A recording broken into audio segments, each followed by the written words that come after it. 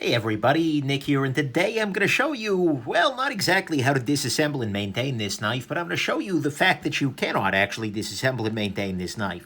But this is the Lionsteel Roundhead here. So, for instructional purposes, I'm going to take this guy at least partially apart here. First step is we're going to remove the titanium bolster here. And what this does is it reveals your pivot here, which is in fact a Torx pivot and whatnot. And so at some level, you know, yeah, they're trying to make this guy disassemblable. But at another level, it really isn't, because once we take these scales off the bottom side here, come on now. Once we take off the scales, put those in the proper position, what we can see is actually this part of it back here is pinned shut. If we took off this other side, we would see the exact same thing.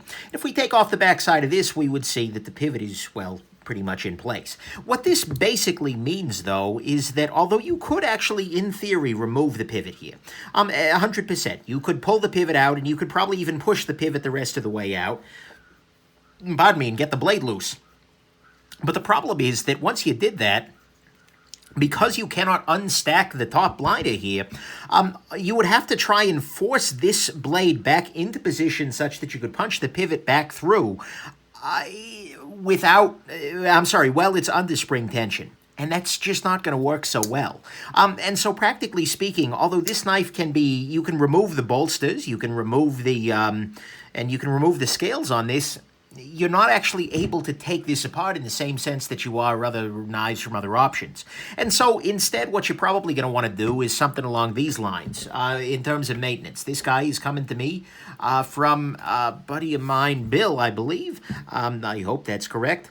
But anyways, what you're going to want to do instead is just kind of pour a little bit of something through there. I'm using rubbing alcohol here. And then just use and kind of get at here so you can clean as best you can this little area in here.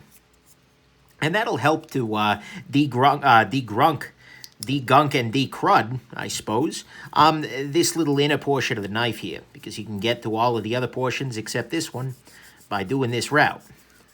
Then, once you've done that, and once you've kind of put things out, and if you really get it gunky, then all you need to do is run it under some water, particularly if you take the scales off, if you're using like RAM or something like that. But anyways, you can just kind of push this through and, you know, get a little soap in there, and then run it back and forth, back and forth, back and forth. That'll remove any gunk that remains up inside there. And then at this point, all you have to do is add a little bit of oil to the whole system here. So I'm going to go ahead and use a little bit of 10-weight nano oil, and I'm just going to put a drop here and a drop here. And that'll kind of absorb into position, especially as I do this. Yeah, there we go. See, now that's pretty much fully penetrated into there, and I could have frankly done all of this that I'm showing you so far without removing this side of things. That was more for demonstration. And then finally, the last step you might want to do as you're maintaining this is to put a higher viscosity oil on the tang of the blade itself. So I'm using right here the 85-weight nano oil, where I was using 10-weight before, and what that'll do is get up under the spring and allow it to slide a little more readily along the back of it. And right now, yeah, it's flowing beautifully. And as you do this, it will coerce a little bit more gunk out there, so you can wipe things out, you know, as that happens. But that's really all you're going to need to do. Well, that's all you're going to be able to do, let's be real here, in order to disassemble and maintain this guy. Well, I'm sorry, in order to maintain it. You can't really do the disassembly. So anyways, this is kind of a weird video. And there's probably hearing about a bazillion crows outside the window, which is weird. I don't know. Hopefully they're not ravens. Although, actually, if they were ravens, it would make sense, because you can never more disassemble this knife after they've pinned it. Sorry. Bad joke. A Poe attempted humor. Okay. But anyways, that's about as close as you want to take it to a disassembly, and I'm using a little bit of Loctite on here just to make sure that this doesn't come back loose again. But yeah, that's where you go with it. It's a nice system in that it'll make it very easy to swap out the scales. And as I'm going to mention in the review, you should very much, I hope that they will at some point provide extra scales so you can swap things around according to your own desires. But, and if you for some reason need to adjust the pivot tension, that screw down there is definitely there.